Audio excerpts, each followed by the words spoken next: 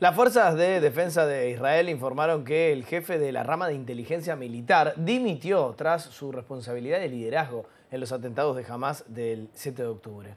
Hay que decir que el mayor general Aaron Haniva es el primer militar de alto rango que renuncia por estos hechos. En octubre pasado había admitido un fallo de inteligencia de su unidad al no detectar los planes de Hamas, pero su renuncia llegó recién 7 meses después de estos ataques. Las fuerzas de defensa de Israel agradecieron a Haniva sus 38 años de servicio. Y en tanto también hay que marcar en nuestra agenda que Hamas condenó la aprobación de un paquete de ayuda por 26.000 millones de dólares a Israel por parte de la Cámara de Representantes de Estados Unidos. Para la agrupación extremista, la ayuda económica a Israel es una violación de todas las leyes internacionales y normas humanitarias. Hamas agregó que con este paquete Estados Unidos es cómplice de una guerra que llamó de exterminio emprendida por Israel en Gaza.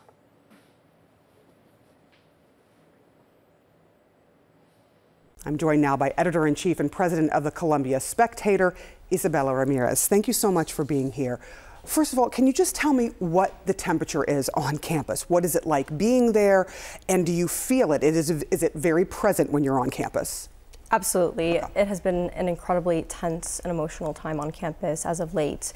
For a university that is considered an activist ivy, in my time at the university, in my time as a reporter, now as an editor, this is probably the largest scale protests I have seen, both on and off campus. Of course, we've been covering this since October 7th, and probably one of the most prominent protests that we had at that time was on October 12th. But since then, there has sort of been a fluctuation in sort of what our campus has looked like, remaining sort of tense. But because of a series of crackdowns on policies, disciplinary action, we've actually seen a dip in protests, sort of at least recently.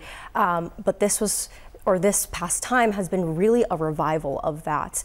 And really, in my gauge of the situation, I truly believe this is some of the strongest sort of outpouring that I've seen in terms of the adamance with the demands that the pro-Palestinian protesters are requesting of the university. Specifically, what is it that they're demanding? What is the demand that would change this in their view? Sure. Yes.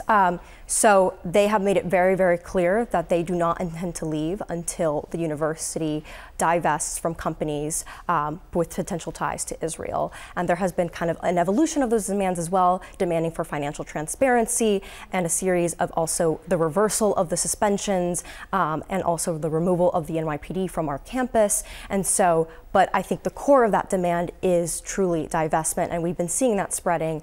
Just yesterday, Columbia College passed, the student body voted for a referendum advocating for divestment from Israel on behalf of the university.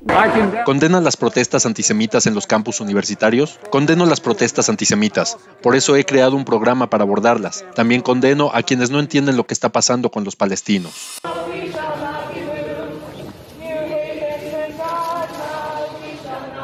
El presidente Biden sobre un fenómeno que se da en las universidades en Estados Unidos, en muchas universidades prestigiosas, en donde está el debate entre la libertad de expresión y lo que muchos consideran la falta de sensibilidad y el antisemitismo de quienes están manifestándose allí. Vamos a Atlanta con Gustavo Valdés. Gustavo, hablábamos de esto la semana pasada, sigue ocurriendo y se da ese debate. La Universidad de Columbia, por ejemplo, en Nueva York, llamó a la policía para que sacara un grupo de manifestantes que llevaban mucho tiempo, más de 100 días en su campus, pero otras entidades no han tomado las mismas medidas.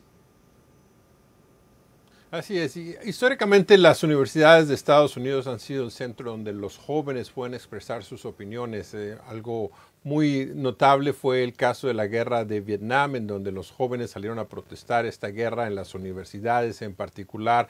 Fue lo que ayudó a que la opinión pública cambiara el sentimiento de esta guerra. Pero ahora incluso los mismos presidentes de las universidades están viendo forzados a cambiar las políticas de libre expresión dentro de sus campus porque dicen, por ejemplo en el caso de Colombia, que el discurso se está volviendo radical y con un tono antijudío, que en ocasiones la retórica está causando que los estudiantes, especialmente judíos, se sientan amenazados. Un rabino asociado con la universidad envió un mensaje sugiriendo que todos los judíos se regresen a su casa. La universidad incluso dijo que hoy y el resto de la semana se podían tomar las clases virtuales, incluso algunos exámenes, y la gente no se sentía seguro. Y la policía, a invitación de la misma universidad, comenzó a desalojar a los manifestantes, diciendo que se tiene que proteger el derecho de otros mientras se expresa la libertad de una persona. La misma gobernadora del estado de Nueva York, quien dice que ella participó en protestas cuando era joven, dice que hay que tener cuidado de cómo se expresan ahora. Any kind of violence is not going to be tolerated. Any kind of property damage is not going to be tolerated. Any sort of criminality is not going to be tolerated. And that includes harassment or threats or menacing or stalking or anything like that that is not protected by the First Amendment. We're always going to protect people's First Amendment rights, but to the extent you have criminal conduct that's not protected by the First Amendment, we're going to take action, and our officers are very clear about that. Nunca he visto un nivel de protesta tan de persona a persona. Es tan visceral y no estoy señalando a todos. La gente necesita encontrar su humanidad, tener conversaciones, hablar entre ellos, comprender diferentes puntos de vista, porque eso es lo que deberían los estudiantes universitarios. Este es un país que fue fundado por personas que buscaban libertad religiosa y huían de la persecución en otros lugares. Nadie aquí en un campus universitario debería sentirse perseguido por sus creencias religiosas. Y es que tanto los líderes de las universidades como los políticos demócratas, como escuchábamos al presidente y a la gobernadora de Nueva York, están tratando de caminar una línea difícil, porque por un lado es la base liberal de los demócratas los que están expresando esta opinión en el lado de Palestina, de la Constitución en Gaza, y por el otro lado están los republicanos en el Congreso tratando de aprovechar la opinión para criticar a las universidades que por muchos tiempos han considerado que son muy liberales, y también personas muy influyentes, la mayoría de ellos de judíos, que ven esto de mal gusto y critican. Y estas son personas que han donado millones de dólares a distintas instituciones. Así es de que es una línea bastante difícil en la que los líderes universitarios quieren dar esta libertad de expresión a los alumnos, pero también teniendo en cuenta el ambiente político y financiero a su alrededor.